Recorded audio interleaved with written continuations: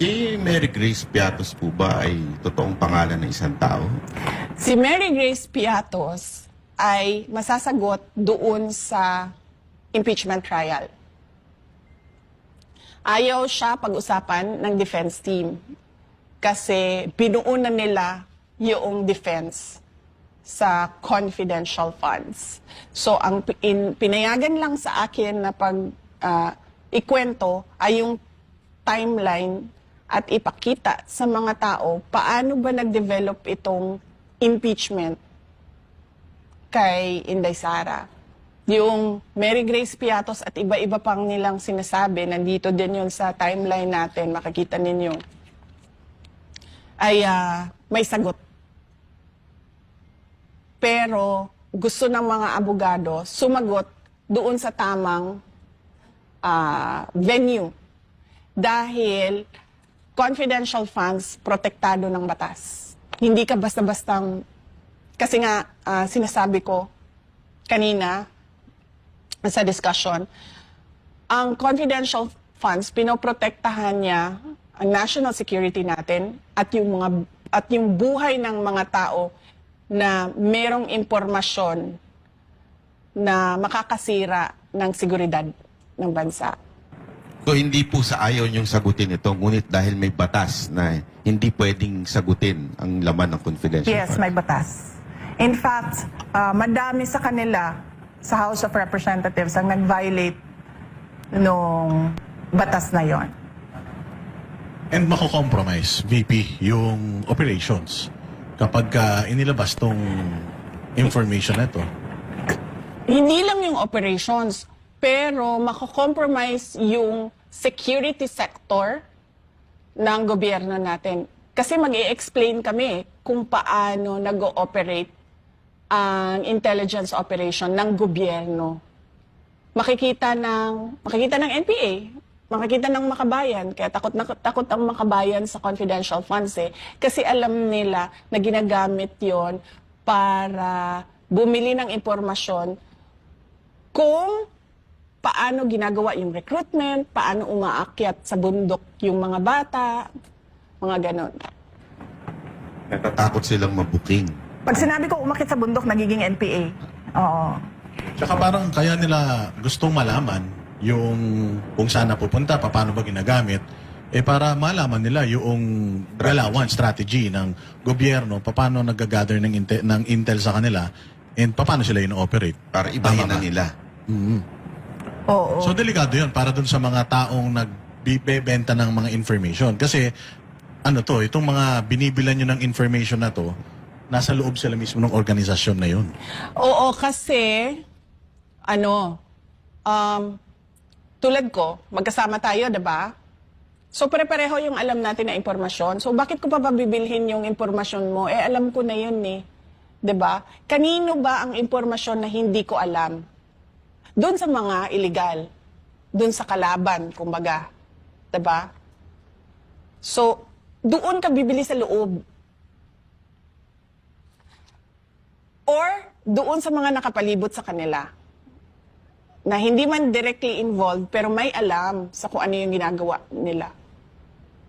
Hindi ka bibili ng impormasyon na alam mo na.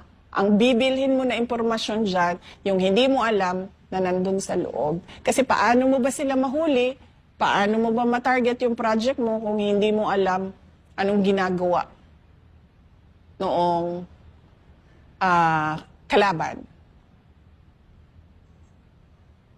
The enemies of the state. Talagang kailangan talaga protektahan yung mga information na yan. Sobrang critical pala talaga. Oo, sabi ko nga, pag nagsimulang mag-explain, makikita ang galawan ng law enforcement agencies. Makikita yung galawan nila. Ako yung yung nasa picture na nasa aeroplano na doon. Ako yun na minsan ginamit din na drones na iniba yung tao. Ako po yun, yung picture na yun, yung one na yun. So, bali nag-deal kami noon, convoy full force kami noon papunta kaming hangar. Maraming malita ho yung 48 malita. Kakantsawan pa nga kami mga kasama namin mga security dahil mabigat no dahil isasakay namin sa eroplano. So hindi ho namin alam at hindi ko rin alam kung saan nila dadalhin yung kung na yun. Kung saan i-deliver yung 48 malita na yun. Yung sa aeroplano na dinala namin na ano. Kasi full force kami noon, mga security, saka mga active na... Para lamang po magkarga ng mga maleta sa aeroplano. Pero hindi ho kayo kasama sa biyahe? Eh, hindi po ako kasama sa biyahe. Yun, kinarga doon sa ano sa aeroplano. Yung kasama din ako nagkarga doon kasi security driver din ako. Kaya alam ko kung saan yun. Naagip nga yung ano yung malita doon. Ako po yun. Boss Saldi. So ako yung laging isa na nagdi-deliver sa kanila. Siguro 3 beses sa isang linggo dinadala namin yung mali-malitang tira doon sa bahay ni former speaker Martin Romualdez. Nakapag-deliver din ako doon sa Aguado. Nakapag-deliver din ako doon sa bahay ni Stella Kimbo. Nakapag-deliver din po ako doon sa bahay ni former Senator Trillanes. Yun po yung participation ko bilang driver ni Kong Saldico. Yung kay Trillanes po, anong dineliver nyo? Ang dineliver doon isang paper bag. At ang nagdala po doon ay iini boss na si Mark Tiksay. Ba't alam niyo pong pera? Yun po yung sabi ni Mark Tiksay po. Na ang laman ng pera na yon ay ang laman ng paper bag na yon ay pera. At ibibigay nga kay former Senator Trillanes. Doon po sa Antipolo. Dahil pag bago nila namin i-deliver yon, binibilang muna po yon. Piniprepare ni Mark Tiksay or ni Paul Estrada yung mga pira na yon. So alam po namin na pira talagang laman nun. Nandun ho kayo? Opo. Bilang? Although nandun sila sa taas po ng bahay ni Boss Saldi, pero alam namin na yun talaga ang ginagawa nila. Minsan pa'y nasaksihan ko rin, pumakyat ako sa taas, dahil kami nga yung magbubuhat ng malita sa bahay ni Boss, dadalhin sa sasakyan. So nakita ko, yung ibang kasama ko, na binibilang ni Paul Estrada or si Mark Tiksay. So totoo po lahat yon, ma'am, ang issue na yon. At wala pong dinagdag, wala pong binawas. Kung ano lang yung sinabi namin doon, pawang katotohanan po lamang. Sabi nila yung si Laila de Lima daw yung nasa affidavit ninyo, hindi daw siya congressman noon at saka nasa kulungan daw siya noon. So paano siya nakatanggap at bakit siya binibigyan?